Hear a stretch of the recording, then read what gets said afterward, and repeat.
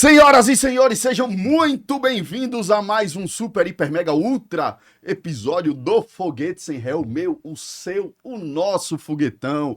Mais uma vez, eu e Ricardinho Sá, que inclusive, senhoras e senhores, esta semana foi uma semana linda, uma das semanas mais lindas e esplendorosas do ano, porque foi o aniversário dele, nosso muso, Ricardinho Sá. Parabéns, meu amigo! O aniversário é para ser celebrado, viu? Não venha com sua conversinha mole pra cima de mim, não, que aniversário é para ser celebrado, vivido, agraciado, emocionado, tudo que for ado, Ricardinho. É tudo que for. Seja bem-vindo, meu amigo. Obrigado, Bom dia. querido.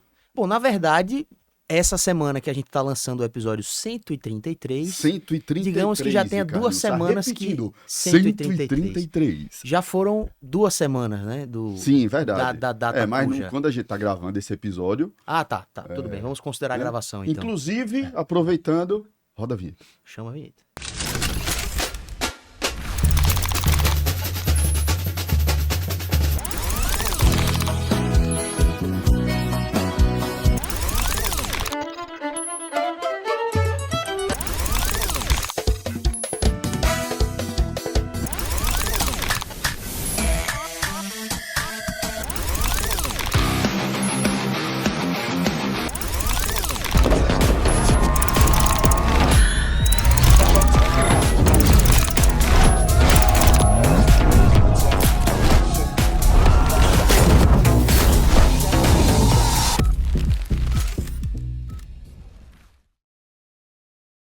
Fala, turma, estamos de volta. Mais um episódio do Foguete Sem Ré. Agora, acalmada, né, Ricardinho? Calmou. Daquela acalmada. Lembrando que esse episódio é um oferecimento do Clube, a sua agência de entretenimento especializada em experiências incríveis, em experiências inesquecíveis. Inclusive, vale também um feedback aqui nos comentários, né, Ricardinho? Sobre a Weekend Run. Quando esse episódio for pro ar, a corrida já vai ter rolado, né? Já, né? Semana que vem a gente lança o episódio com Alessio na semana seguinte. Na semana da corrida, é um episódio com Alessio na semana seguinte. A gente vai estar lançando o episódio de Alessio no dia 2 de setembro, né? Sim.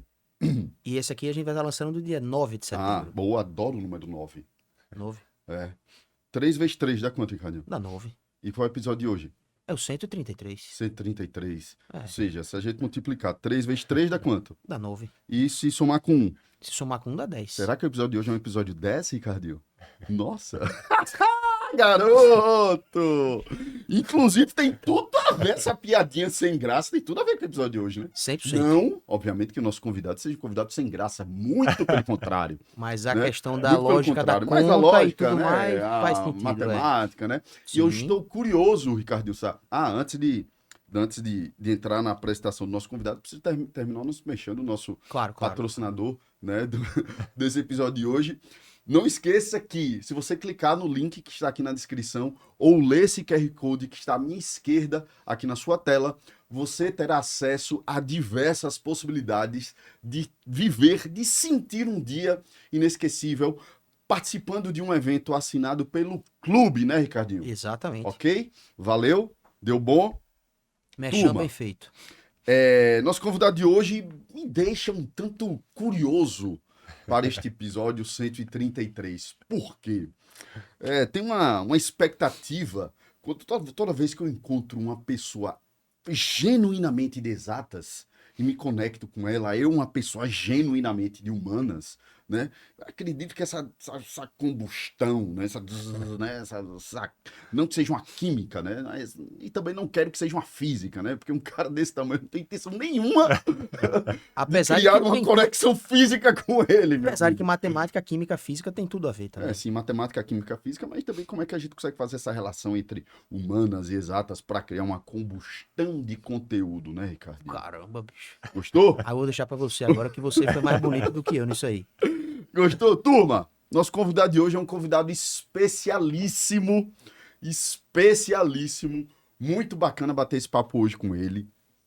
Frederico, né, obviamente, né? Preciso pedir liberdade, né? Eu não posso ser uma pessoa invasiva. Preciso pedir liberdade para chamar ele pelo apelido. Posso chamar? Com certeza.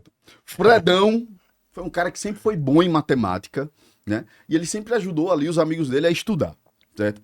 E ele entrou na faculdade de estatística pelo UNB e, com o tempo, começou a estudar profundamente o Enem, tá?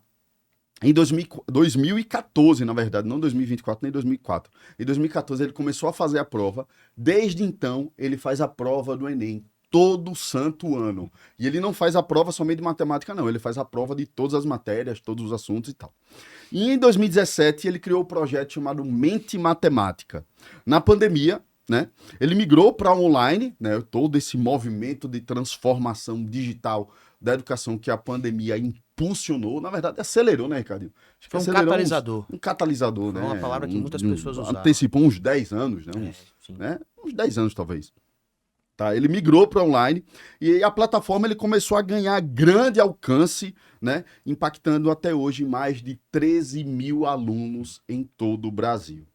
Apesar da experiência, ele só conseguiu gabaritar a prova em 2019, né? Aí eu fiquei curioso agora se ele gabaritou a prova de matemática ou gabaritou... Matemática. Gabaritar o Enem. Né? Porque colocou aqui, gabaritou a prova, tinha que estar aqui, gabaritou a prova de matemática. Após 6 tentativas, uma coisa que virou até matéria na imprensa nacional e mundial, virou reportagem contando a história desse cara. Fredão defende que não existe fórmula mágica, não existe pozinho da Sininho. Tem gente que acha que existe pozinho da Sininho, né, Ricardo? Né? Ai, meu Deus, vou aqui criar uma metodologia, colocar um pozinho da Sininho aqui no meu negócio, na minha prova. Vende bem. Vende bem isso aí. Bem, mas não funciona, né? Não existe. Fórmula mágica não existe, pozinho da Sininho não existe. Inclusive, é claro, para a galera da geração mais nova, quem é Sininho, né? Verdade. Tem muita gente que não faz ideia que seja. Turma, Vou só dar uma lá. dica. Peter Pan. Peter Pan, Vai. então. Peter Pan tinha uma guardiã, Sininho é guardiã do Peter Pan? Sim, é como se né? fosse. Uma guardiã, uma mentora, uma conselheira, Isso. uma captadora, talvez. Era um pouco né? difícil porque ela não Foi falava, né? Foi quem tirou Peter Pan daquela Sim. realidade, né? Aham. Talvez. E aí o que foi que ela fez? Peter Pan, né? A representação da infância, né? Da importância da infância. Estou um pouco desconectado aqui da metáfora e do ensinamento que o Peter Pan traz, né? Mas, enfim, a Sininho foi quem tirou o Peter Pan ali daquele mundo meio realístico que ele vivia e colocou um pozinho nele ali para ele aprender a voar, né? E ele tinha que, com um pozinho e pensamentos felizes, ele conseguia voar, não é isso? Bom, e Fredão defende que não existe fórmula mágica para notas acima de 900 na prova de matemática, mas sim orientação adequada e adaptação ao estilo de cada vestibular. Senhoras e senhores, uma salva de palmas para o meu amigo Fredão. Seja bem-vindo, meu amigo. Obrigado. Ô, Fredão, ficou vermelhinho, viu, velho? Tô olhando aqui, Ricardinho. Bom, em primeiro lugar, deixa eu compartilhar, agradecer, né, o convite. Compartilhar que o meu número da sorte é o número 9. Nasci no dia 18/9, então 1 mais 8, 9, né? 18 é o dobro do 9, então meu número da sorte também é o 9. O gabarito na matemática envolve 45 questões, 45, 4 mais 5 também é 9, então, né, bem apropriada a introdução do 9, porque, né, também é o meu número da sorte, mesmo sem saber. Sem querer, né? E explicando por quê, né, de professor Fredão, eu tenho 2,5 m, então... Eles me chamam de Fredão por esse motivo. Claro que sentado aqui não vai dar para ter essa noção. Levanta aí, Fredão. Quer que eu levante? Levanta. Então, vai parecer que ele... Ele cortou a cabeça dele. Óbvio que cortou. Ficava o desenho. Cortou tudo. Muito então, bom. 2,5 m, daí o apelido de Fredão. E, cara, pois é, assim, tô já há algum tempo, né, trabalhando muito voltado para o Enem. Eu me formei em estatística, posteriormente eu fiz um mestrado em matemática, já sou professor há 15 anos, desde 2010, né, numa escola de Brasília. Tenho me especializado muito nos últimos anos em tudo que envolve a prova do Enem, então isso envolve fazer a prova do Enem como candidato desde 2014, então estou indo para a minha 12ª edição. Na minha família, né, eles já sabem que não pode marcar nada nos 2 primeiros finais de semana de novembro, né, os 2 primeiros domingos de novembro, porque já virou tradição a prova do Enem lá em casa. No mestrado, eu tive meu primeiro contato com a teoria de resposta ao item, foi quando eu comecei a estudar a metodologia, né, do cálculo da nota do Enem. Na época eu fui orientado pelo Mauro Rabelo, que é um grande nome da parte de avaliação educacional no país. Comecei a estudar muito também os movimentos da lista de espera do SISU, que foi talvez o que o que alavancou de fato o meu trabalho no online, foi em parte um trabalho que eu fiz no SISU, porque o SISU até então era visto como uma loteria. Era assim, você vai colocar a nota lá e depois vamos ver o que vai acontecer, né? E eu ficava angustiado com alguns relatos de alunos que falavam assim, Fredão, mas eu tenho um amigo que ele passou na 16ª chamada e ele estava com 40 pontos abaixo da nota de corte, e para mim parecia meio mito, assim, né? Em uma das minhas férias, né, em 2016, eu resolvi metrificar isso. Eu entrei site por site das universidades e fui tabelando, né? Sou estatística, então fui tabelando esses dados e tentando ver se existia algum padrão em que o aluno ele pudesse arriscar a manutenção do seu curso lá até um determinado ponto. Então, hoje, por exemplo, eu falo com segurança para alunos que querem uma medicina na UFMG, que tem 160 vagas, que se você tiver até a posição 200, você pode ficar tranquilo, porque estatisticamente é 99% de chance de você ser convocado, o que parece estranho, porque você fala, pô, mas 40 alunos vão desistir de medicina na UFMG, mas se você olhar o que aconteceu em todos os últimos anos, exceto o primeiro ano da pandemia, foi isso que aconteceu, né? Mais de 200 foram convocados ao todo, né? Entre os da chamada regular e da lista de espera. Então comecei a estudar também um pouco do SISU, e desde 2018, 2019, me aprofundei também um pouco nos microdados do Enem, né? E, e é isso, né? Hoje eu trabalho muito com esses dados do Enem no meu Instagram. Tenho a plataforma do Mente Matemática, tenho uma outra plataforma que é o Professor Fredão, que ela é mais voltada para professores né, que querem entender um pouco melhor a metodologia da prova do Enem, da TRI, etc. E é isso, estou envolvido aí com essa área de educação há praticamente 20 anos, né? Entre monitor, professor, e agora empresário mais recentemente com a plataforma do Mente Matemática e do Professor Fredão. Então, esse é um pouco do que eu venho fazendo nos últimos anos aí. Cara, vamos lá, estamos gravando esse episódio sem roteiro, né? E como eu acredito demais que a vida não é uma tabelinha de Excel, quero te fazer uma pergunta. Se você tivesse uma varinha mágica, certo? O que é que você mudaria na educação? Boa pergunta. Pensando pro mundo dos próximos anos. Pro moleque que tá ali terminando o ensino médio. Não sei, assim, eu como professor, né, eu sempre comento que é muito difícil você na sala de aula, né, eu sou professor de matemática, né, então é muito difícil na sala de aula você atingir a todos os perfis de aluno numa mesma aula. Então você vai ter um aluno que tem muita dificuldade, um aluno que tem ali, não tem tanta dificuldade, mas também não é um expoente na matemática, e você tem um aluno que é um fora de série na matemática. E eu não cheguei a comentar, mas quando eu tinha 6 para 7 anos, isso eu não lembro, tá? Minha mãe que conta essa história. Eu não queria mais ir para a escola. E minha mãe foi conversar lá com os professores, com a professora, no caso, né, da época, e ela falou, olha, porque o Frederico, ele termina as coisas muito rápido e ele quer conversar, o que é natural, mas eu não posso deixar ele conversar, porque senão ele acaba atrapalhando o desenvolvimento dos outros. E a minha mãe falou, olha, mas por que então vocês não dão mais atividades para ele para mantê-lo, né, já que ele termina rápido, para mantê-lo engajado e tal. E a professora falou, olha, a gente já tentou, mas ainda assim ele termina mais rápido do que os outros e a gente não tem muito o que fazer, tipo, ele vai querer conversar e acaba, a gente vê que ele tá meio desmotivado mesmo. E aí eu fiz um acompanhamento na época, eu fui diagnosticado com altas habilidades e fiz um acompanhamento de acho que uns 2 anos em que eu estava na escola pública na época e tinha uma professora que ia me buscar na escola para me levar para um outro centro lá em Brasília, que era para propor atividades extracurriculares que me mantivessem motivado, porque a sala de aula para mim naquele momento não era o suficiente. Em paralelo a isso, minha mãe foi uma das uma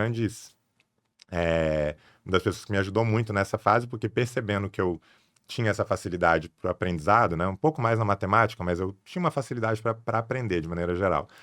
Ela estudava muito comigo, então ela fazia provinhas. Ela estudava, montava umas provinhas para eu poder estudar no decorrer daquele dia, e no final do dia ela me tomava aquilo, e para mim era uma coisa divertida. Eu gostava do desafio, enfim. Então, eu como professor, eu tenho essa preocupação de, numa mesma aula, tentar atingir diferentes níveis, né, assim, de aluno, né? Então, pensando isso de uma maneira um pouco mais macro, seria, de alguma forma, conseguir potencializar o desempenho do aluno. A gente estava até conversando aqui um pouco antes da gente Sim. começar a gravação, né?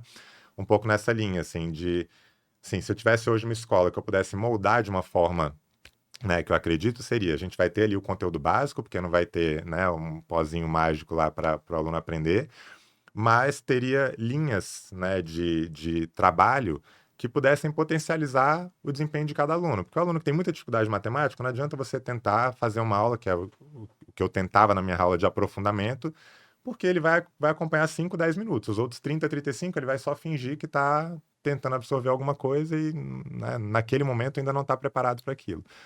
Então, acho que se eu pudesse ter uma coisa que eu pudesse mudar, né, seria isso. Seria a gente ter uma estrutura educacional que pudesse potencializar o resultado de cada aluno, dependendo daquilo né, que ele almeja, das dificuldades dele, enfim. Então, acho que seria algo mais ou menos Eu nessa achei linha. muito bacana, assim, que você complementou o que está aqui na sua apresentação, né?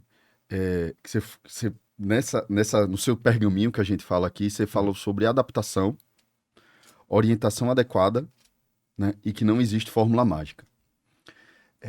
Eu vou fazer essa pergunta compartilhando uma vivência minha, uma vivência pessoal, tá?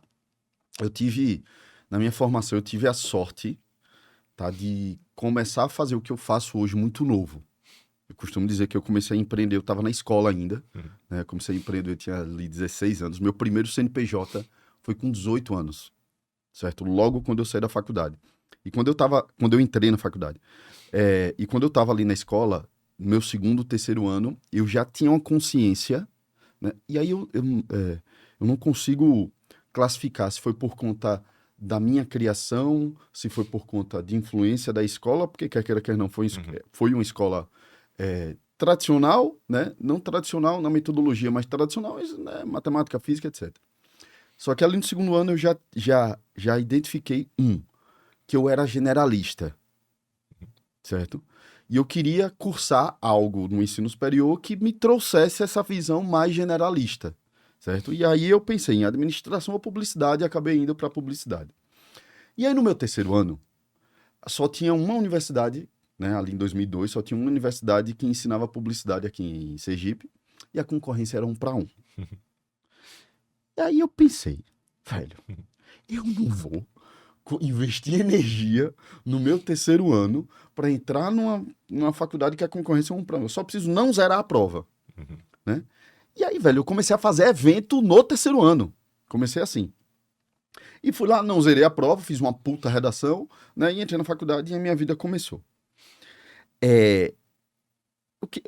Trazendo muito da sua experiência, Fredão, assim, entendendo que na grande maioria do povo brasileiro, talvez, o caminho é aquele, pô, vou sair do ensino médio, vou para o ensino superior, vou ter uma formação e etc, etc.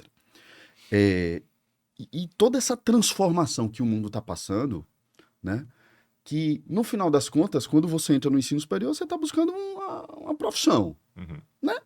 No final das contas, a ponta da... Vai me corrigindo se eu estiver falando besteira. Na ponta da pirâmide ali, você quer se tornar um profissional X, né? A pergunta que eu queria fazer, você quanto gestor e educador e formador de pessoas, de jovens, velho, qual o impacto que essa transformação aceleradíssima do mundo que a gente está passando, o mundo não vai ser o mesmo daqui a 6 meses. Ponto. E aí o moleque entra numa faculdade hoje, ele vai se formar daqui a 4 anos, daqui a 6 anos, né? No caso medicina. Como é que você, quanto estatístico, inclusive, enxerga isso e que desafio você, quanto formador, tem para formar esse moleque que você está formando hoje, mas o mundo não vai ser o mesmo daqui a 2 anos, imagina daqui a 5, 6. Como é que você enxerga isso assim, velho? Pois é, assim, eu acho, eu vou partir da minha experiência, né, assim, o que eu acho que me ajudou muito é o fato de eu ser eu me adapto muito fácil, né? Perfeito. As mudanças, as situações e tal. Então, assim, por exemplo, eu fui fazer uma palestra recentemente que, teoricamente, eu teria 40, 50 minutos, e lá na hora as outras palestras atrasaram e eu precisei fazer em 20. E aí o menino fala, pô, desculpe e tal, mas eu preciso que tu dê uma acelerada. Eu falei, cara, fique tranquilo, eu me adapto, eu consigo me adaptar bem, né? E eu acho que o grande segredo hoje, o grande desafio, né, dessa geração, acho que eles falam muito, né, das soft skills lá, né, de você ter Perfeito. habilidades, não necessariamente as habilidades técnicas, né, mas de você saber trabalhar em equipe, você estar disposto a aprender coisas novas para aquilo que você se predispõe a fazer. Então, vou dar um exemplo que eu vivencio hoje, assim, eu poderia pagar uma pessoa, por exemplo, para fazer minhas palestras, para fazer a apresentação da minha palestra. Mas são coisas que eu, nos últimos anos, eu fui aprendendo, fui até tomando gosto, de certa forma, por mexer no Canva, no aplicativo. Eu tive que apanhar um pouco para aprender a mexer e tal, mas eu consigo fazer com que aquilo fique com a minha cara. Eu já tentei terceirizar algumas vezes isso, né? Seja para palestras, seja para posts do meu Instagram, para colocar no feed e tal, e nunca sai da maneira como eu gostaria. Acaba que no final do processo eu vou ter que pegar aquilo e eu vou ter que colocar a minha cara, o meu jeito, e para isso eu vou ter que acabar aprendendo algo que eu não tinha nenhum contato, que era o caso do E Canva, nem né? imaginaria Nem que... imaginaria que eu ia, né, enfim, que ia ter que aprender isso. Então eu acho que o principal desafio dessa geração, na minha visão, claro, né, é isso, é ser, é conseguir se adaptar a essas mudanças que cada vez são mais rápidas. E isso envolve um bom trabalho em equipe, envolve habilidade de comunicação, saber se comunicar, saber. Hoje, né, se você não tem uma rede social movimentada, se você não está, né, presente ali nas redes sociais, não que você não consiga ter sucesso, mas é muito mais difícil de você ter, né, ganhar um nome, uma criação de uma marca, né, Perfeito. com a sua figura. Então eu acho que, assim, talvez essa seja uma das grandes vantagens que, por algum motivo, eu tive na minha vida. Eu sempre me adaptei muito bem a essas mudanças, às transições. Às vezes com um pouco de receio, às vezes demorando um pouco. Se você pegar meu primeiro stories no meu Instagram, vai parecer que eu tô apresentando um telejornal, assim. É tipo, parece William Bonner, assim, boa noite, pessoal. Foi bem na pandemia, né? Até então, meus stories, até hoje eu tenho o costume de fazer mais stories escrito do que eu filmando, assim, fala galera, beleza e tal. Mas, enfim, naquele momento eu comecei a aparecer um pouco mais. Tu pegar meu primeiro stories, eu era assim.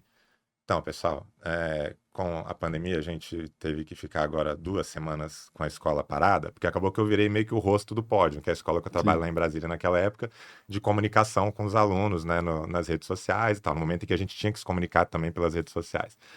Então eu ficava com muito receio e tal, mas eu fui, me dispus e hoje para mim é muito tranquilo de eu entrar ali no Stories e fazer e falar, mas era uma coisa que eu não sabia fazer, mas eu via que era algo importante naquele momento e que se eu não fizesse, eu talvez não conseguiria prospectar o meu trabalho, enfim. Então acho que essa minha habilidade de me adaptar bem, né, a essas mudanças é algo que me ajudou e eu acho que é o grande desafio, assim, hoje, né, dos estudantes, porque de fato, é, enfim, especialmente agora, né, que se discute muito inteligência artificial, Sim. é uma mudança que, assim como a pandemia, você comentou que ela acelerou alguns processos, né? A gente talvez não tivesse migrado para o online, não fosse pela pandemia, pelo menos não em 2020. A inteligência artificial agora também é uma coisa que é, já veio para ficar, né? Já Sim. tá. Eu uso, por exemplo, eu fui elaborar um material didático. Aí eu queria uma capa. Eu até tentei, eu mandei para uma empresa, falei, olha, eu quero tal ideia de capa. Eu quero que vocês façam uma capa que tenha isso, isso, isso. Mandaram 3 versões.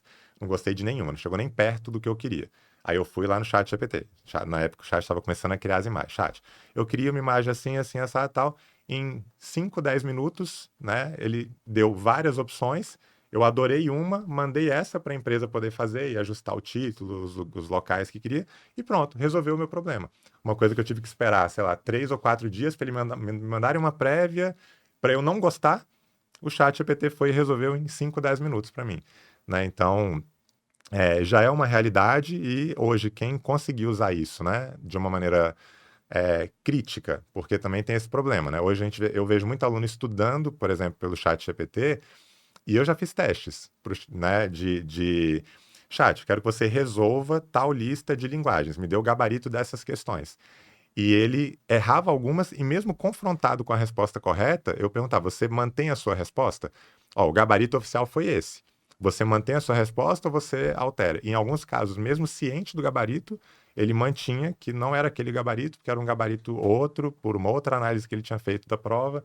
Então, assim, o aluno também tem que ter cuidado, tem que ter essa criticidade, né, na utilização, mas sendo bem utilizada, é um baita potencializador e uma ferramenta que vai te poupar muito tempo, né, em vários setores da vida, né? Então, acho que se adaptar a essas mudanças é o ponto principal, assim, na minha visão, né?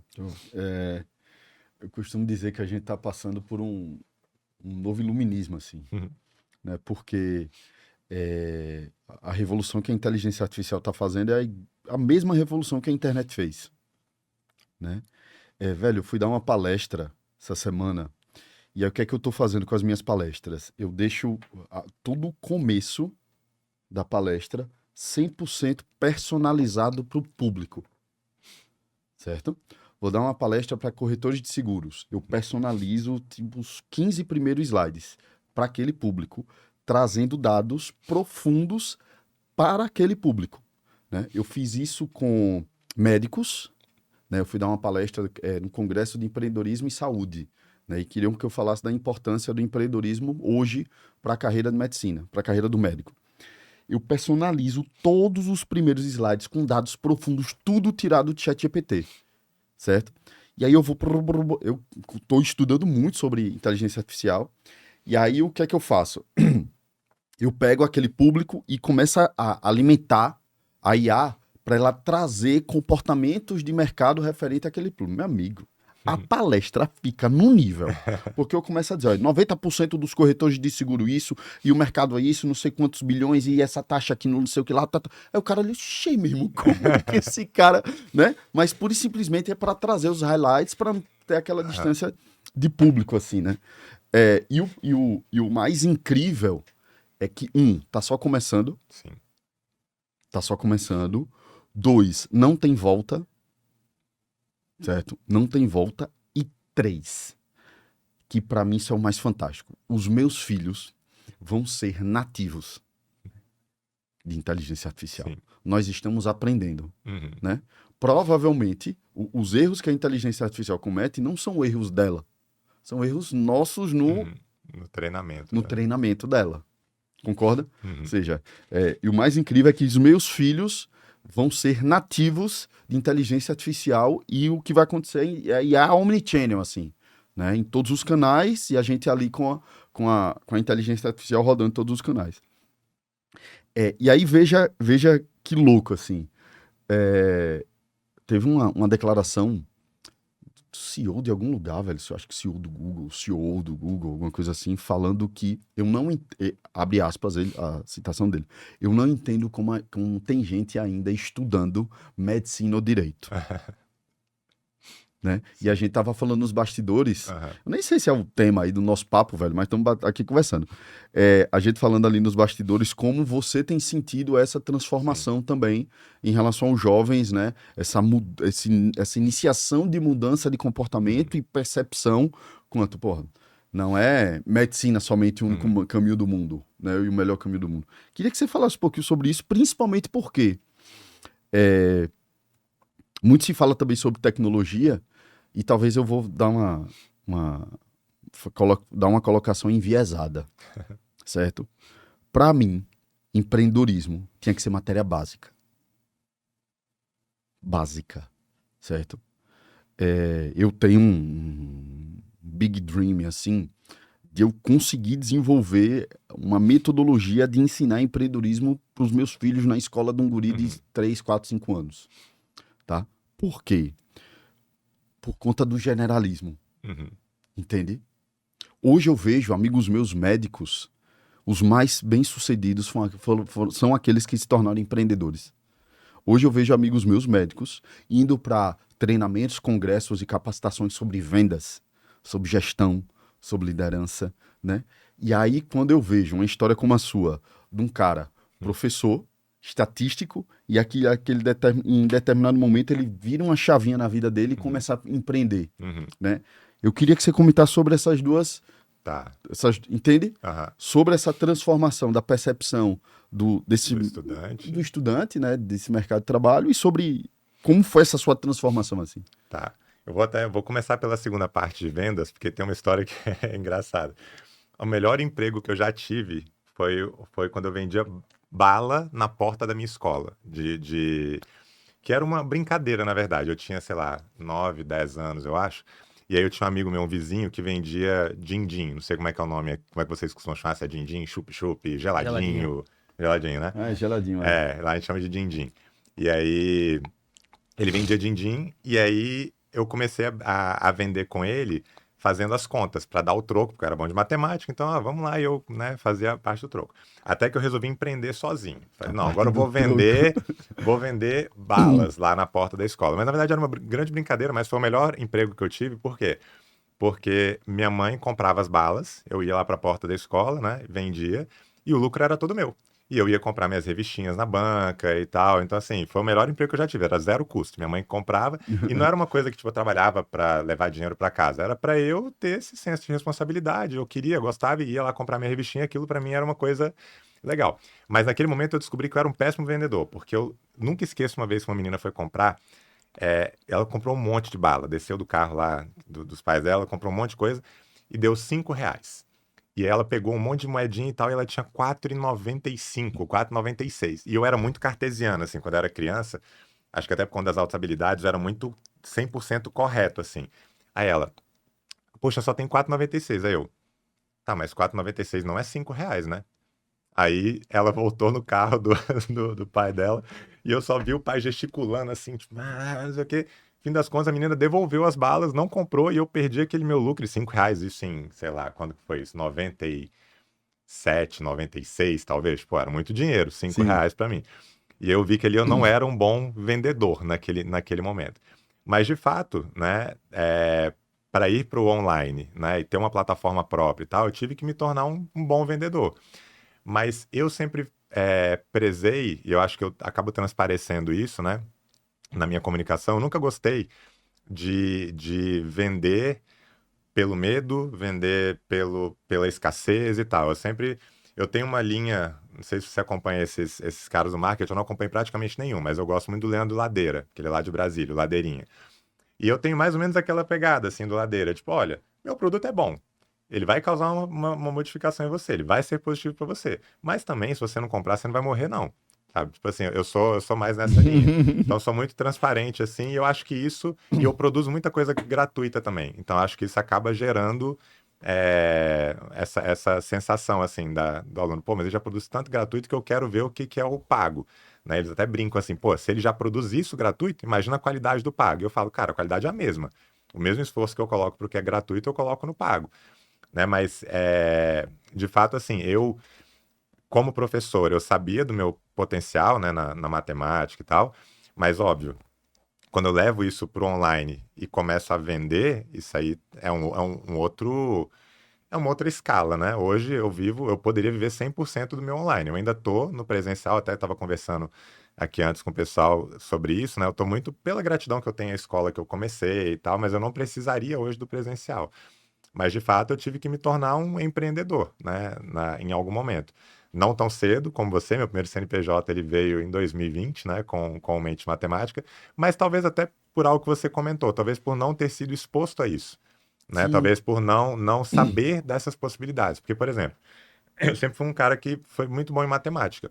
E aí você me pergunta assim, tá, e você participou de Olimpíada e tal? Não. Por quê? Porque não existia um, um trabalho na escola que eu estava que me permitisse participar. Porque certamente se tivesse, eu teria participado e, modéstia à parte, assim, por saber do meu histórico e da minha dedicação, eu acho que eu teria tido bons resultados.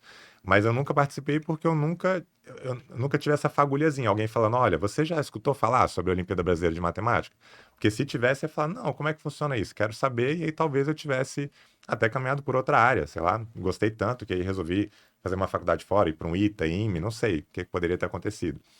Mas isso é uma coisa que falta, não só em nível de empreendedorismo, mas de mostrar para o aluno as diversas possibilidades, que aí entra mais ou menos naquilo que eu falei, que seria a modificação que eu gostaria de causar. Sim. De ter né, uma escola, enfim, que mostrasse as possibilidades. E claro, o aluno não necessariamente vai saber escolher e vai de cara acertar, mas pelo menos ele sabe que existe, né? E a partir dali ele pelo menos começa a pensar, né, sobre isso. Então esse ponto das vendas. E tem muito professor, só mais um comentário sobre isso, tem muito professor bom, mas que não consegue se vender bem na internet, Isso né? acontece em Isso todas as áreas, né, em velho? todas as áreas. E eu falo muito do lado do professor porque é o meu, né, meu ambiente ali, né? Então tem muito professor bom, né? Vários com mais conteúdo até do que eu na matemática, e que eu sei que tem mais conteúdo do que eu, mas que ele não consegue, né, ou por não conseguir se comunicar bem com o público, ou por não, ou até se comunica, mas não tem uma proposta muito clara do que ele está querendo vender, então fica aquela. Então, de fato, você tem que ter uma boa habilidade de comunicação, né? Não só Uhum. da venda, mas de comunicar, né?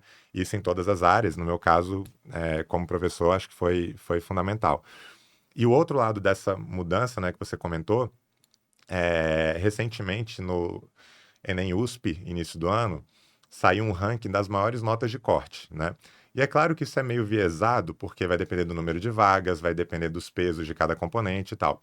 E se eu não me engano, estatística tinha sido a maior ou a segunda maior nota de corte, né? E aí estava lá no meio do bolo também, tinha ciência da computação, e acho que medicina estava tipo em terceiro ou quarto, mais ou menos.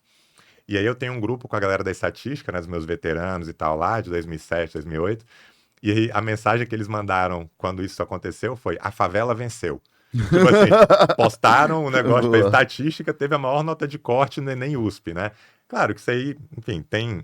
A matemática, quando pesa muito no Enem, acaba dando uma nota de corte mais alta e tal.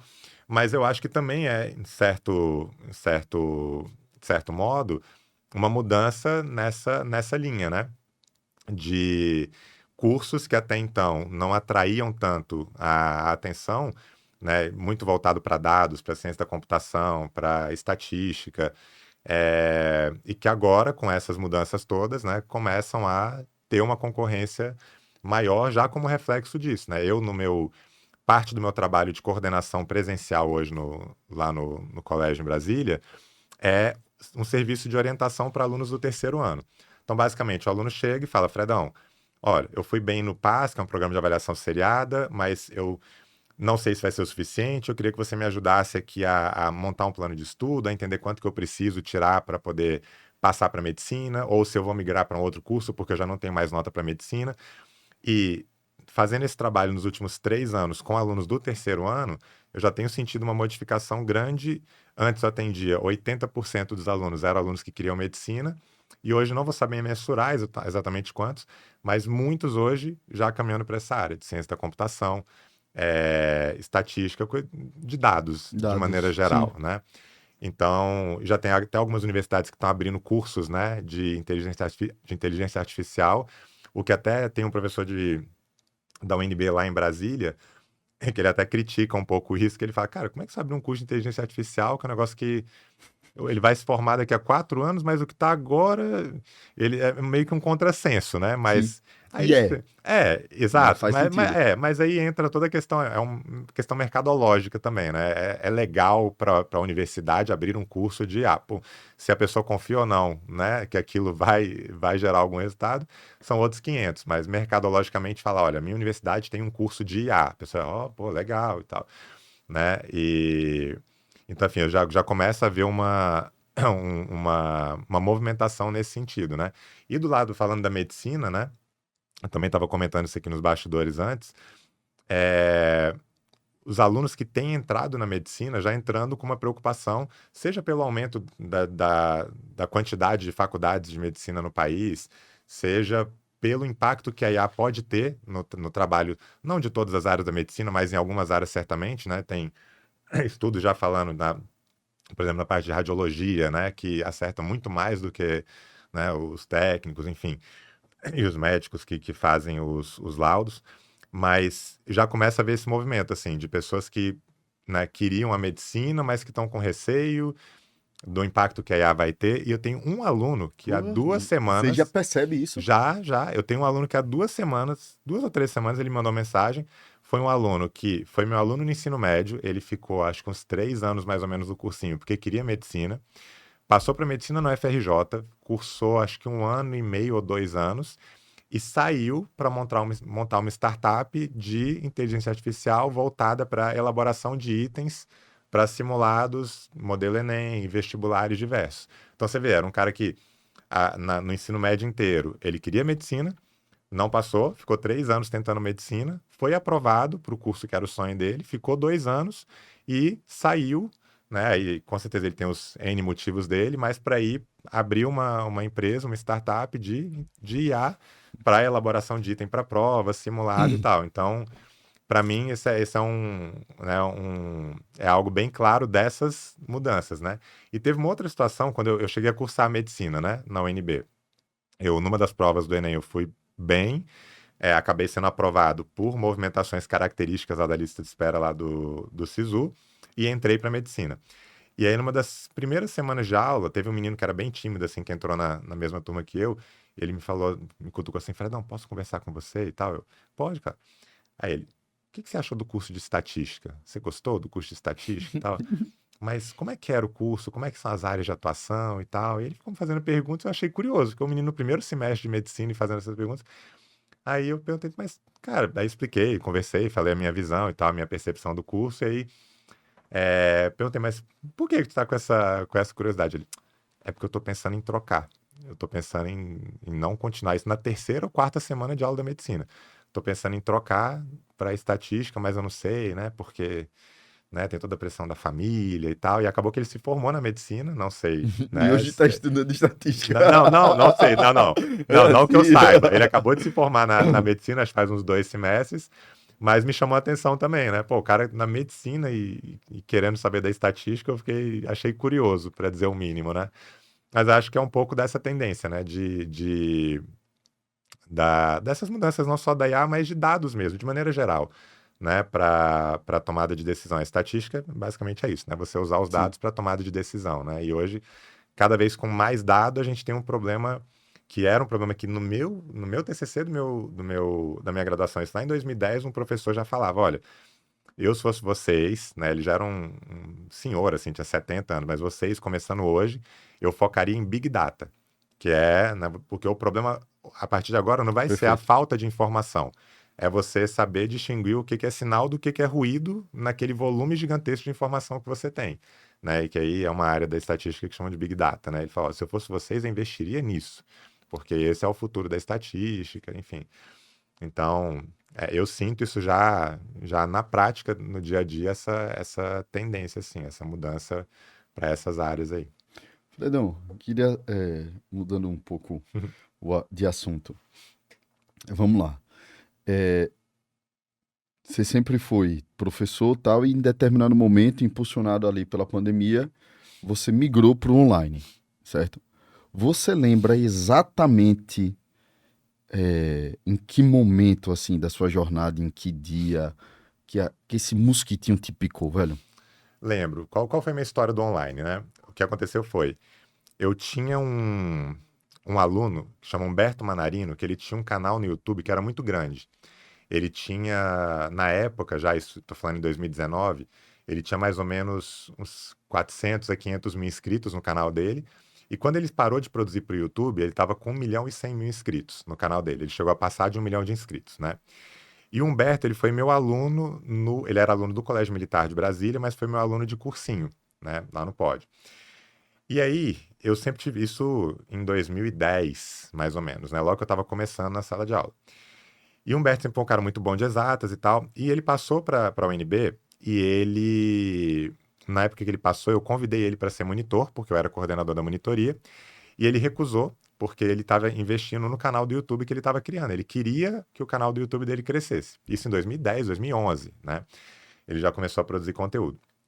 E aí, beleza, foram passando os anos e eu mantive contato com ele, porque como eu tinha sido professor dele de matemática, quando ele ia produzir alguma coisa para matemática, que ele ficava com dúvida, ele me procurava. E aí eu orientava O ele. canal dele é de quê? Era de quê? O nome do canal era Exatas Exatas. Ele em um certo momento ali, 2018, 2019, ele era um dos principais nomes para Enem e vestibulares. Era assim, Ele não é formado em nada, ele não chegou a concluir nenhuma graduação, ele já fez várias. Ele já começou química na UNB, depois ele foi para o Japão fazer curso de... Eu não lembro qual foi o curso que ele foi fazer no Japão, mas ele ficou morando acho que 1 ano no Japão. Depois ele voltou, aí acho que ele entrou na SPM para publicidade e marketing, né? Propaganda e Sim, marketing. sim. E ele não chegou a concluir nenhum curso. Mas ele sempre foi um moleque muito bom de exatas, né? Então ele tinha um canal que era muito grande, porque ele fazia a prova do Enem, aí ele dava dicas e macetes e coisas do tipo, né? E aí, em 2019, eu gabaritei pela primeira vez a prova do Enem, eu já tinha feito 6 vezes, eu batia na trave, né? Tinha até uma brincadeira do 44 de 45, virou meio que meu apelido, porque 3 anos seguidos eu errei uma questão das 45 na matemática e não gabaritei. Aí, em 2019, o Humberto me mandou uma mensagem que eu nunca esqueci, que ele falou assim, Fredão, eu tive uma ideia que vai me deixar rico e vai te deixar mais rico ainda. Ele falou assim, né? Brincando comigo. Aí ele falou: quero abrir um curso que chama Mestres do Enem e tal, com tal ideia. E eu quero que você tenha uma aula para você explicar, do ponto de vista do professor, o que você acha que ajudou no teu gabarito, lá na prova do Enem e tal. Foi Uhum. isso. Ok. E aí, em 2020, a gente começa a gravar esse curso do Mestres do Enem, logo antes da pandemia. Então, isso a gente está falando em fevereiro, mais ou menos, de 2020, pouco antes dos primeiros lockdowns que a gente teve. E ele abriu esse curso, né? E ele já era muito grande no YouTube. Em 1 ano, ele vendeu mais ou menos 30 mil cursos desse Mestres do Enem. E era um curso que tinha um ticket baixo, ele começou cobrando acho que 97, depois ele passou para 197, porque ele colocou algumas outras coisinhas. Mas, bom, 30 mil cursos, né? Fazendo a conta aí de A um 100 ticket reais. médio, você já tem uma ideia do quanto de dinheiro que ele ganhou em 1 ano, né? E e aí, com isso, a galera começou a me conhecer um pouco mais por conta do Mestres do Enem. E ele foi assistir uma aula minha presencial que eu falava sobre o Sisu. E no final da aula ele me falou: Fredão, eu nunca vi ninguém falando sobre o que você fala do Sisu, tipo, com dados, né? Com esse tipo de métrica. Eu posso divulgar no meu Instagram? Eu vou te dar os créditos e tal, mas eu posso divulgar? Eu falei: claro, porque os dois vão ganhar. Ele vai ganhar, né? Porque ele vai divulgar e ele vai estar me referenciando. Então, e foi justamente o que aconteceu. Ele saltou no Instagram de cerca de 70 mil inscritos que ele tinha na época para 150 em, sei lá, um mês de Sisu. E o meu Instagram Um também mês com essa temática de com essa conteúdo. coisa de conteúdo do Sisu, porque ninguém falava sobre isso nesse nível de dados, né? E o meu Instagram também cresceu, porque saiu essa reportagem que você comentou no início da Globo, né? O professor que tinha gabaritado e tal. E aí meu Instagram, que tinha 2 mil seguidores, ele passa a ter ali uns 3.500 depois dessa reportagem. Depois que a gente abriu o curso com o Humberto e que ele começou a divulgar o lance do Sisu, me referenciando, e eu acabava complementando com algumas coisas, meu Instagram saltou ali, e tudo bem que teve a pandemia, então tinha muita gente, né, consumindo esses conteúdos no Instagram também, lives, etc. E ele saltou para uns 15 mil seguidores em, sei lá, um mês e pouquinho, né? E até, né, era uma época que 10 mil seguidores você podia fazer o arrasta para cima, então a galera brincava: agora eu já Sim, posso arrastar sim, para sim. cima e tal, porque tinha 10 mil. Arrasta pra E cima hoje virou um negócio ruim, né? exato, pegou, ficou uma coisa negativa. Loucura, né? Mas na época, tipo assim, era o sinal de É. que você tava dando bem na internet, agora já pode até arrastar pra cima, né? E aí nessa época, como a gente começou a ser forçado pela pandemia a gravar conteúdos, né? E eu, pouco antes, por conta dessa iniciativa do Humberto, eu já comecei a gravar alguns conteúdos para o YouTube, mas de maneira muito, assim, as minhas primeiras gravações eram um negocinho para poder um suporte para o celular que ficava numa escada lá de casa. E eu filmava com o celular uma tela do iPad que eu tinha comprado há uns anos. E eu gravava as aulas fazendo isso, filmando com o Filmando celular sua mão. a minha mão e a tela do iPad, porque eu não queria eu aparecer. Eu sempre tive uma visão, quando eu pensava em um formato para eu levar para online, e eu ficava pensando muito em qual que eu me encaixaria bem, eu nunca quis algo, eu queria algo mais Salman Khan, sabe? Tipo um Khan Academy, assim, de foco no conteúdo. Mas ao mesmo tempo que eu queria isso, eu achava também muito impessoal, assim, era só uma coisa que ia aparecendo na tela. Então, o meu formato inicial, que meio que equilibrava as duas coisas, era eu filmava o iPad, porque eu não estou aparecendo, então Uhum. eu não preciso, eu posso acordar e começar a gravar, porque eu não estou, enfim.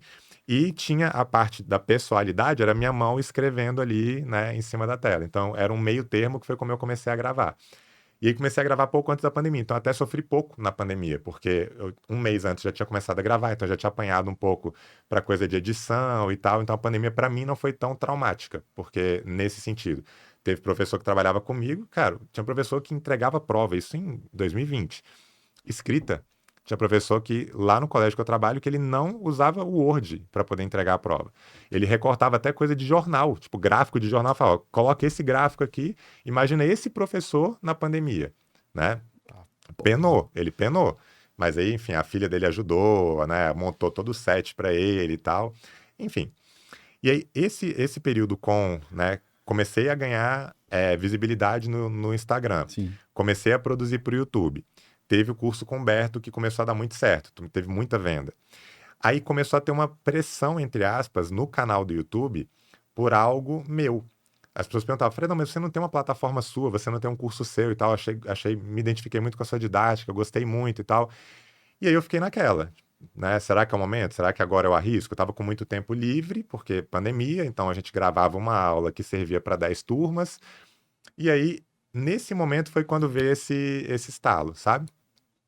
E em paralelo a isso, tinha um ex-aluno meu que estava criando uma plataforma online, né? Que é a plataforma que a gente usa hoje, a infraestrutura dela.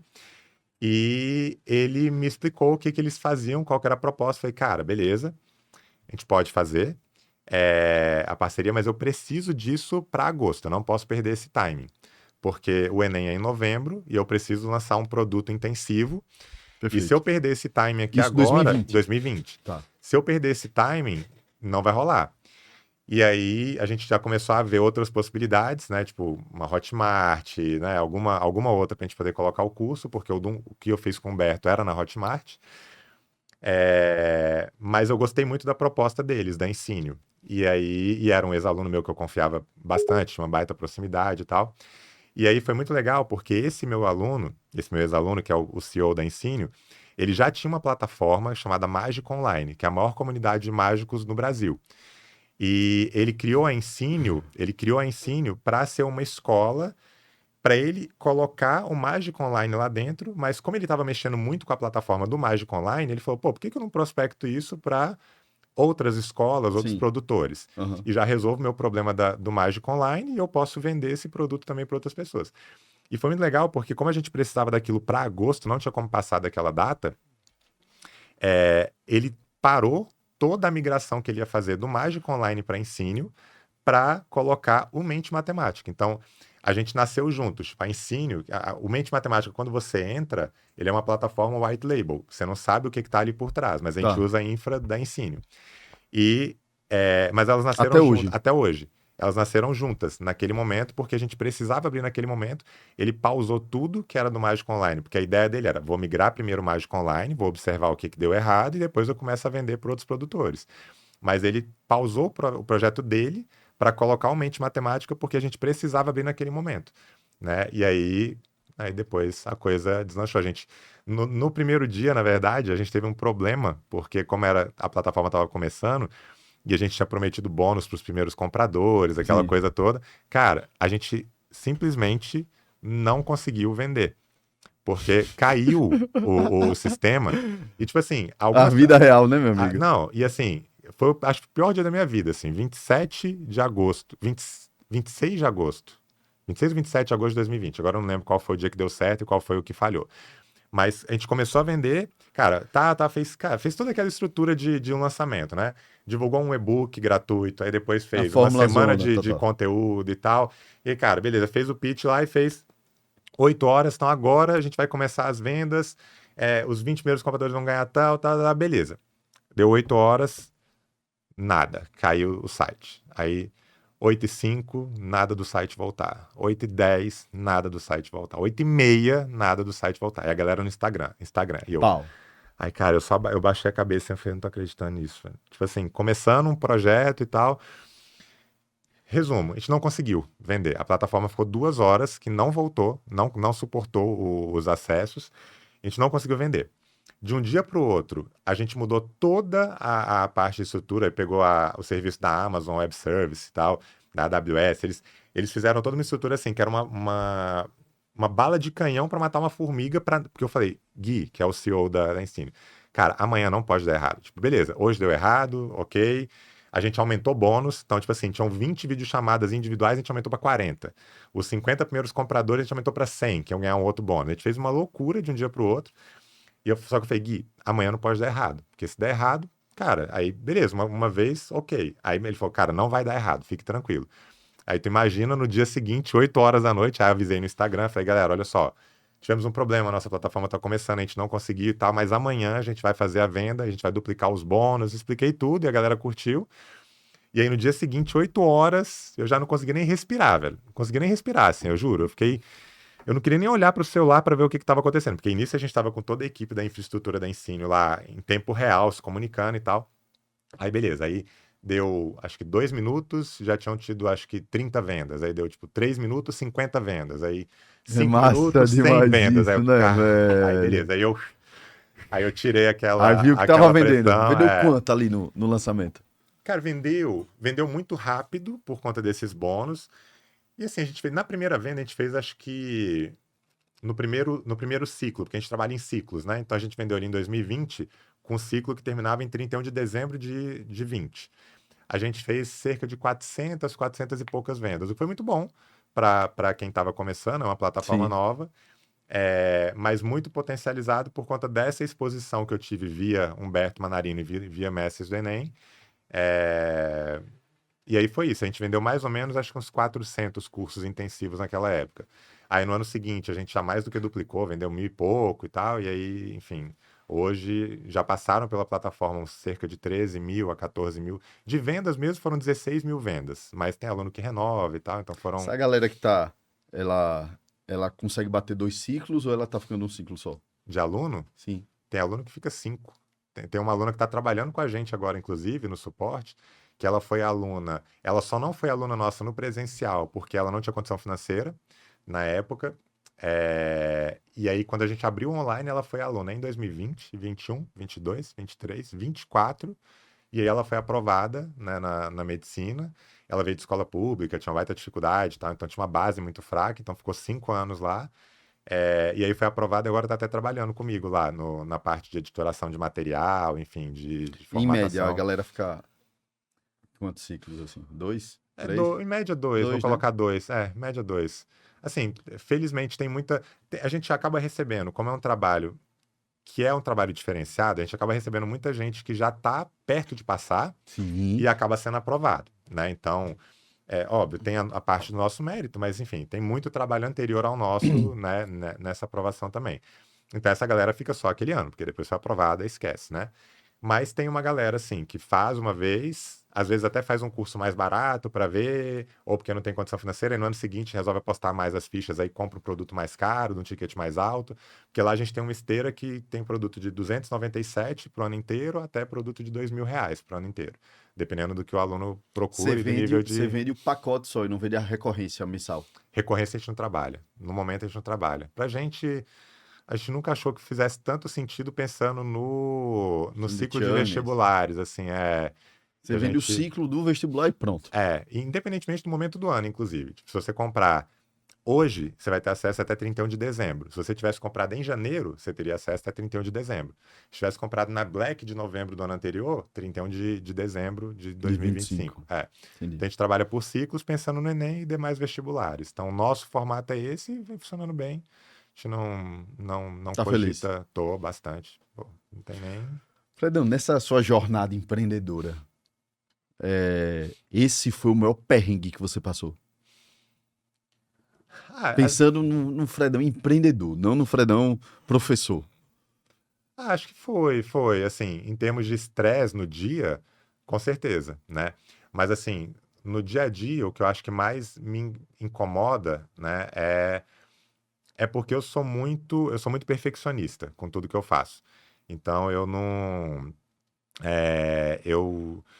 eu tenho muita atenção aos detalhes, sabe? E é uma coisa que por vezes muitas pessoas deixam algumas coisas passar e beleza, pode ser um detalhe, outras pessoas não vão Isso te perceber, mas consome. eu percebo. Então a minha maior dor hoje e isso é muito difícil, né? É achar pessoas alinhadas com isso e que estejam dispostos a dar o mesmo gás que eu dou, Estamos entendeu? juntos, meu amigo. É, Somos então, iguais. cara, isso é muito difícil, assim, talvez em termos de eu ficar tenso, assim, de estresse como empreendedor, foi esse dia, ok. Mas pensando no aspecto um pouco mais macro, Sim. é isso, é achar pessoas que compartilhem Que desse meu entenda. gás, assim, Turma, entendeu? veja o detalhezinho ali que ninguém tá vendo, mas as pessoas percebem no subconsciente. Exato, exato. Então, eu acho que essa é a minha maior dor, assim. É difícil achar, né, montar uma equipe que compre essa proposta, né? Então, acho que esse é a minha principal dor hoje seria essa, assim. Porra, Ricardinho Sá, que episódio massa, né, velho?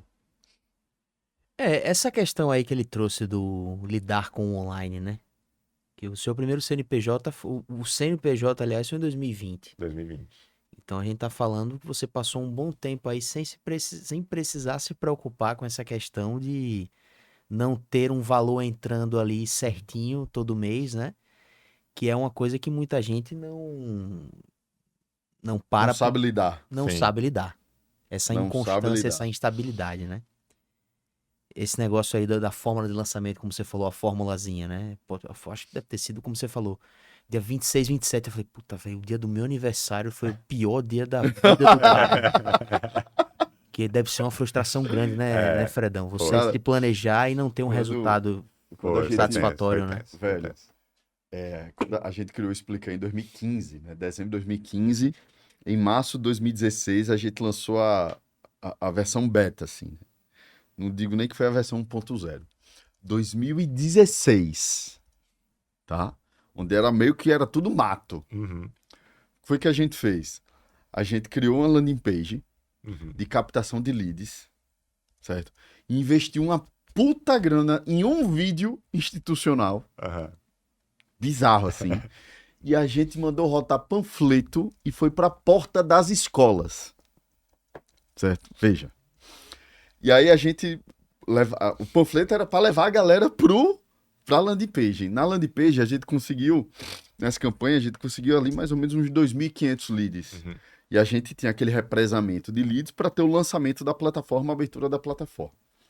Quando a gente viu ali 2.500 leads, porra! Tamo feito. Estamos estourados.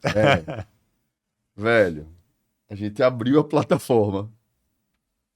Não teve uma venda. Quando a gente abriu, tiveram 18 acessos. 18 acessos. O primeiro aluno assinou, tipo, 4 dias depois. Lorena Bahia é o nome dela. Na primeira semana, a gente teve 400 acessos, assim, no site. E aí, na primeira semana, a gente bateu ali uns 3 alunos assinantes. Dá uma taxa que é ótima, né? De menos de 10% de taxa de conversão de acesso. Uhum. Né? De quem estava acessando a landing page. Meu amigo. O que a gente teve de represamento com 2.500 pessoas, a primeira coisa que eu pensei, caralho, tô feito. Mudei de vida, Mark Zuckerberg, a porra toda. Quando você vai pra realidade, que uma semana depois, caralho, o que eu pensei foi, meu irmão, fudeu. E olha que a gente montou, expliquei, velho, 80% na parceria. Uhum. 80% na parceria. Os professores toparam gravar, não sei o que e tal, né? Enfim, a história foi, em 2016 a gente fez um levantamento de investimento anjo, usamos essa grana para desenvolver nossa própria plataforma, Sim. né, na época, e produzir todo o conteúdo para o ensino médio. Lançamos em 2017, né, a primeira versão de fato, e a gente começou a vender. Em 2017 a gente deve ter vendido uns 400 pau no ano, de março de 2017 até o final do ano. Aham. E aí, nessa época, eu ainda vivia uma vida dupla, Uhum. né? Eu tinha agência de publicidade, uma agência no viés mais tradicional mesmo, de vender Sim. televisão, outdoor e tal. E eu expliquei que estava rodando dentro dessa agência, né? Meio que Sim. incubado, assim. E aí, velho, lembro como hoje. É claríssimo na minha mente. Em janeiro de 2018, a gente recebeu começou a vir as primeiras aprovações. E a gente recebeu um depoimento de uma estudante de escola pública. Isso é Ela muito legal. tinha 16 anos. E ela mandou um texto, meu amigo, pra gente, falando do Explicaê, da transformação, que ela foi aprovada por conta do Explicaê, não sei o quê, que estudou no Explicaê no segundo e terceiro ano, estudou 2016, estudou 2017. Veja que louco. E aí ela dizendo que foi aprovada, ela com 16 anos, aprovada em medicina na Federal de Pernambuco. E relatando que foi por conta de ter estudado com a gente. E ela é moradora de Siriri. Siriri é sertão sergipano aqui, uma cidadezinha com 8 mil habitantes. Sim. Meu amigo, nesse dia eu chorei que nem um neném. De soluçar. Eu tinha 6 meses que tinha perdido meu pai. Meu pai sempre teve uma conexão muito forte com o desenvolvimento humano. E aí foi nesse dia que eu tomei a decisão, né, de fechar a agência e me dedicar 100% a Explica E na época, aí o resto é tudo história e tal.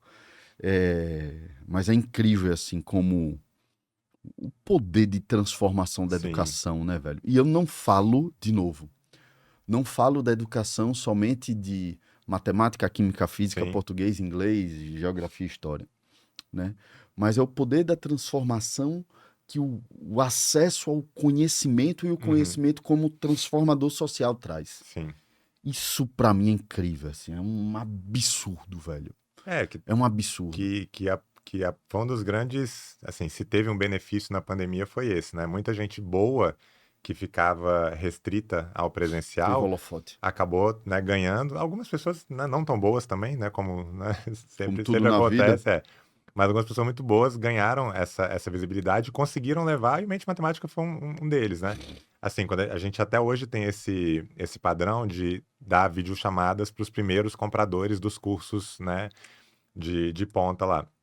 E a gente viu uma galera, assim, do interior, que morava na fazenda mesmo e tal, que não teria como ter um acesso com uma qualidade daquela, né, num raio ali de 100 quilômetros de onde ele mora, né?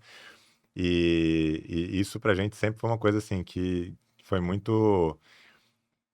Que é o grande gás que a gente tem. Porque, beleza, tava até comentando, o Ricardo, a gente falou do negócio do CNPJ, né, da diferença de você ter um valor entrando todo mês e tal. E a minha situação foi muito confortável, porque eu era professor, coordenador, eu fazia parte já da coordenação da direção. Cara, eu tinha um salário muito bom já, especialmente, né, falando de uma pessoa que tem 30 e poucos anos ali. Já era um salário legal. Então, mesmo que não tivesse dado certo no online, eu já tinha um padrão de vida legal, assim. Então, eu estava confortável, né? Mas o online é outra escala. Quando dá certo, é outra escala, né? Hoje, 85, 90% da minha renda vem do online. Tem 10%, 15% da minha renda que fica no, no presencial.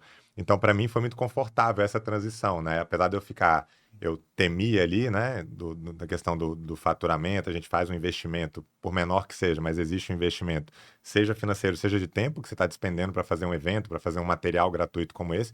E eu lembro exatamente as horas mal dormidas que eu tive nesses 2 meses, eu vou colocar, antes da abertura da plataforma, para no dia de abrir passar por essa situação, né? Então, foi tenso, mas ainda era uma situação que para mim ainda era confortável, porque eu já tinha uma situação financeira, né, que tava tranquila. Você empreendeu com o pé no chão, Exato, né, assim. exato. Porque assim, se fosse uma coisa assim, não, vamos abrir uma escola, vamos pegar agora todas as minhas finanças, tudo que eu guardei nesses anos e tal, aí eu ia ficar, eu não sei se eu teria esse pique não, sabe? Tipo, de fazer isso. Aí eu ficaria, não, peraí, meu dinheirinho suado, deixa eu... Então, eram custos relativamente baixos para poder Sim. começar, que podia dar muito certo. E se não desse errado, assim, não me impactaria, talvez eu ficaria triste e tal, mas assim, não impactaria significativamente. Então foi Em muito família aí. confortável. Exato, e não tinha criança, ainda não tinha filho e tal, então assim, foi bom porque me fez trabalhar é, justamente com aquilo que eu acreditava, não necessariamente com aquilo que eu achava que eu teria que fazer para vender, entendeu? Eu Sensacional. fiz, eu fiz aquilo que eu realmente acreditava. Olha, tem que ser dessa forma, vai ser da minha forma, e isso eu mantenho até hoje, né? Então você comentou do faturamento, né? A gente, ano retrasado, a gente faturou 1 milhão em 2023. Ano passado pulou para 2.100 e esse ano está perto de 2.900 de faturamento na plataforma. Então cresceu 100% de um ano para o outro e do ano anterior para esse ano agora cerca de 35 a 40% mais ou menos, né? Então assim, tá numa curva ainda assim, tem gás E ainda muita para possibilidade, né, velho? E muita possibilidade. o que me falta hoje é só mais umas 24 horas no dia, porque alguns projetos eles vão ficando engavetados porque não dá para Mas aí fazer isso aí é tudo. com todo mundo, Não né, dá para velho? fazer tudo, né? Aí Então é tem montar que... time, Exato. né, Aí, gestão, aí processo você e já foi. terceiriza uma coisa, fala, não, agora eu acho que eu vou deixar a tua pessoa tocar, e quando você vai tocar outra, você vê que aquilo fugiu do controle, aí você tem que voltar e... Enfim, mas aí são os desafios do, São os desafios de do empreender. empreendedorismo, aí faz É. parte. Ô, que massa, velho. Que massa. Velho, ontem eu continuo, né, segmento da educação, mas muito mais fazendo o que eu acredito de fato, que é educação empreendedora, assim. Ontem eu dei mentoria para 9 startups, uma atrás da outra. Mentoria de 1 hora. Só parei para almoçar. Velho. Chego na última, assim, nas últimas. Meu cérebro tava derretendo. Derretendo já. Por quê? Você entra numa mentoria, você tá falando sobre pet shop. Aí você entra na mentoria seguinte, o cara tem um dispositivo para indústria têxtil. Aí você entra numa outra mentoria, o cara tem uma IA dentro do WhatsApp, velho. Irmão, velho, uma doideira. E aí vem o lance, aí a conexão que eu faço do generalismo. Uhum. Eu não sei se já viu já vi um livro, O Mundo Vai Ser Dominado pelos Generalistas e não pelos Especialistas. É um negócio desse. Depois eu te mando no direct. E aí na última, que eu acho que vem os sinais, assim. Não sei se acontece com você. Na última, eu já tava, Dani, velho, meu irmão, vamos desmarcar. Aí Dani fez, Bruno, esse aí é uma remarcação. Eu falei, velho, então deixa comigo. Vamos nessa. Aí, meu irmão, fui, tomei um café, uma água, entrei, meu irmão, 9, tava moído. Entrei. Velho, é engraçado como você vai dizendo coisas que são tão simples. Tão simples. Só que pra pessoa que tá do outro lado, é uma transformação tão grande. Sacou? Tipo, o cara tava com um problema de cálculo de margem de contribuição. Velho, eu abri minha tabela aqui. Velho, vamos calcular junto aqui. Imagine, 9 horas da noite. Eu tô calculando margem de contribuição. E o cara olhando aqui assim, ó. Bicho, obrigado, você salvou meu negócio. E não sei o quê. Barará. É esse o grande tesão, assim, da educação, né, velho? Essas microtransformações que a gente vai fazendo na vida das pessoas, que eu acho que é essa grande transformação de vida que a gente consegue proporcionar, assim, por falar em vida. E só fazer um comentário, foi mal te cortando aqui rapidinho. Mas falando desse lance da transformação, né?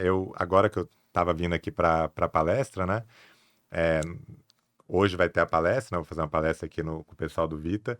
E aí eu postei uma coisa, ó, tô chegando amanhã pra palestra e tal. E aí 4 pessoas me mandaram mensagem falando assim, uma delas é uma professora ou coordenadora, enfim, de uma escola, perguntando se eu poderia, depois da palestra, ter um tempinho para poder tirar uma foto com os alunos dela, que ela queria guardar de recordação lá com os alunos e tal. Aí uma outra pessoa também perguntando se teria como tirar uma foto comigo no final, porque é muito fã do meu trabalho e tal. E uma outra menina querendo saber se podia tirar uma foto, que ela queria muito, em caps lock, me encontrar para me entregar uma cartinha que ela escreveu à mão, enfim, agradecendo por tudo que eu disponibilizo, por tudo e tal. Então, assim, são essas coisas, né? Eu fico arrepiado, velho. E às vezes a gente perde isso, né? A gente perde essa noção. Trabalhando com online, às vezes, pô, eu vou abrir uma live lá no meio do Sisu que tem 1.500 pessoas. Você não tem muita dimensão do que é isso, né? Pô, eu tô falando para 1.500 pessoas e que não são só alunos. Eu tô falando para um Igor que vai falar para os alunos dele no dia seguinte coisas que eu falei. E por mais que eu tenha noção dessa responsabilidade, desse peso que hoje eu tenho, né, na educação, são coisas pequenas assim que te fazem dar um passo atrás e lembrar dessa importância, né, e do impacto que você causa na vida mesmo da pessoa, né? Então, pô, uma pessoa parar hoje, né, imagina hoje, 2025, a pessoa parar para escrever uma carta à mão para poder te entregar e querer fazer questão de te encontrar para poder entregar, é uma parada muito foda. É uma coisa que enfim, que o online me permitiu e que, enfim, não tem palavra para poder descrever. E aí, nesses momentos, todas aquelas frustrações de lançamento de plataforma, de não encontrar equipe e tal, tipo, parece que você dá um restart, assim, você dá uma zerada. Beleza, tô pronto para outra. Bora nessa, vamos continuar porque tá dando certo e eu tô, de fato, causando um impacto positivo, né, de alguma forma na vida daquela pessoa, né? Então, isso é, enfim, é o principal combustível, porque o financeiro, hoje em dia tem tantas formas de ganhar dinheiro fácil, né? Se você fizer uma coisa que você não acredita, tipo um tigrinho da vida, uma porra dessa, que não é isso que me move, assim. Óbvio que é ótimo ter um conforto, poder fornecer um conforto para minha família e tal, mas no fim das contas são essas coisas pequenas, assim, que te fazem, pô, massa, velho, tô no caminho, é isso que eu quero fazer, entendeu? Tipo, tá valendo a pena, né? Sabe qual a grande característica do empreendedor? Você que está empreendendo, é fato, você vai tomar muito mais porrada do que ter aqueles momentos bons. Só que a grande habilidade do empreendedor é pegar aquele momento bom diante dessa quantidade de porrada e transformar aquele momento bom em uma coisa muito maior que qualquer porrada que você toma. Isso é uma habilidade. Sabia, Ricardinho? Bicho, só pra gente encerrar, fechar nosso papo, quero te fazer 2 perguntas. Vou fazer as 2 e você responde logo as 2. Uma, quem é Fredão sem dizer o que ele faz? E 2, e a segunda é, se você pudesse pegar um momento da sua vida e botar numa moldura, que momento seria esse? Bom, quem é Fredão sem dizer o que que ele faz? Cara, eu acho que no fim das contas eu sou uma pessoa que, assim, eu sinto prazer em ajudar. Eu acho que é isso, assim. Eu sempre, desde quando quando eu era aluno, né, na escola e tal, uma das coisas que mais me fazia bem era sentir que eu estava ajudando alguém a estudar. Assim, eu tinha facilidade, eu gostava, a galera. A gente brincava na minha casa, né? Quando eu morava com meus pais, eu tinha uma mesa de ping-pong. Nossos estudos eram convidar a galera para ir lá para casa para poder estudar em grupo, 8, 10 pessoas, e eu ficava jogando ping-pong e a galera, a maioria estudando. Alguns outros que não estavam a fim de estudar, ficavam jogando comigo e tal. Mas aí me chamavam quando tinha alguma dúvida. E eu ia lá, e isso sempre foi uma coisa que me fez muito bem, né? Esse sentimento, a sensação de poder, de alguma forma, ajudar, seja com conhecimento, seja ajudar genuinamente mesmo, assim, sabe? Sem nenhum interesse, né, por trás. Então, eu acho que eu sou uma pessoa que sempre gostei muito de esportes, sempre gostei muito de viajar, sempre gostei muito de estar com amigos, né, com pessoas, mas no fim das contas eu sou uma pessoa que eu gosto dessa sensação de ajudar. Acho que esse é o meu, sei lá, a minha principal característica, assim, eu não... Se eu puder te ajudar de alguma forma, eu vou fazer o máximo para poder, enfim, fazer aquilo sem nenhum interesse por trás, assim. Acho que Fantástico. essa talvez seja algo que me define sem falar o que eu faço, né? Sim. E emoldurar, essa é difícil, hein? É. Um momento da vida. São muitos, né? Assim, eu sempre tive muita vontade de ser pai, né? Mas eu sempre quis ser pai um pouco mais velho. Assim, eu sempre tive essa cabeça, assim, de... Não sei se na tua época tu brincava dessas coisas, tu colocava lá, com quantos anos você quer casar, nas cidades que você quer morar e tal. Tipo, eu sempre tinha uma visão assim, por algum motivo eu queria casar depois... Casar não, ter filho, tipo, depois dos 30 anos, né? Mas eu sempre gostei muito de criança, sempre gostei, assim, sempre fui apaixonado com criança e sempre quis muito ser pai, mas, tipo, no momento certo, assim, sabe? E eu acho que eu consegui isso, né? Eu tenho 2 filhos, eu tenho um filho de 4 anos e meio e tenho uma filhinha de 1 ano e meio. É, E hoje, assim, quando você estava descrevendo essa, né, tipo, pensando no momento para você poder moldurar, o primeiro momento que me veio na cabeça foi o nascimento da minha segunda filha. E o momento especialmente em que o Henrico, que é o meu filho mais velho, foi conhecê-la, sabe? Foi uma coisa assim, a gente fez um videozinho depois, tipo, do momento, e eu tava minha esposa com a Bianca, né, que é a minha filha mais nova, na, na cama, e eu levei ele para poder conhecer a Bianca, e eu acho que talvez esse momento, assim, do primeiro abraço que ele deu nela e a nossa família ali, né, os 4 juntos, acho que seria o que eu... Fantástico, meu amigo.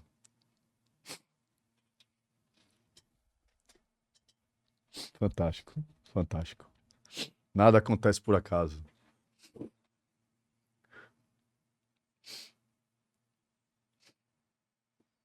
Esse foguetão é foda, viu, Cardinho? Que doideira.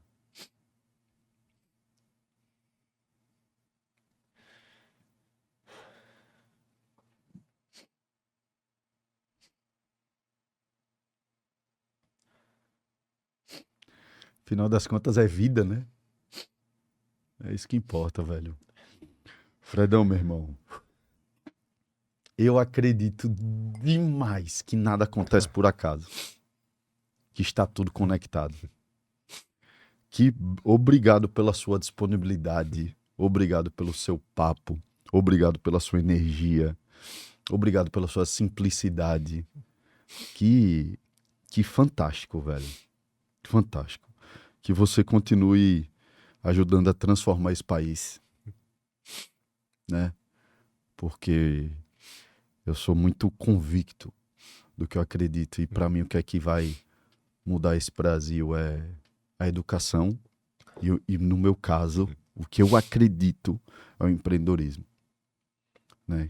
Que mais transformadores de pessoas como você estejam empreendendo para dar voz, escala, expansão nessa transformação, velho. Não sei nem como te agradecer de verdade, velho. De verdade mesmo. E agradecer também a toda a turma do Vita pela oportunidade, né? A Igor, meu amigo, está registrado. Está registrado. Quando daqui a 2, 3, 5, 10 anos, né, quando seus filhos assistirem, né, tenho certeza que terão um orgulho muito grande do pai. Obrigado. Valeu, Ricardinho. Episodião. Valeu demais, bicho. Quantas estrelas? Esse aqui, meu amigo, uma parede de 2,5 metros de estrelas. Satisfeito, Igão? Satisfeito? É vida, né? É vida. Mais que educação. No final das contas, está tudo conectado. Está tudo conectado. Turma, sou Bruno Oliveira, esse é o Foguete Sem Ré 133, porque 3 vezes 3 é 9, e 9 é o número da sorte, o número preferido, o meu e o do nosso convidado de hoje. Que episódio incrível. Obrigado a você que assistiu até o final. Não esqueça de compartilhar esse episódio com seus amigos, com sua família.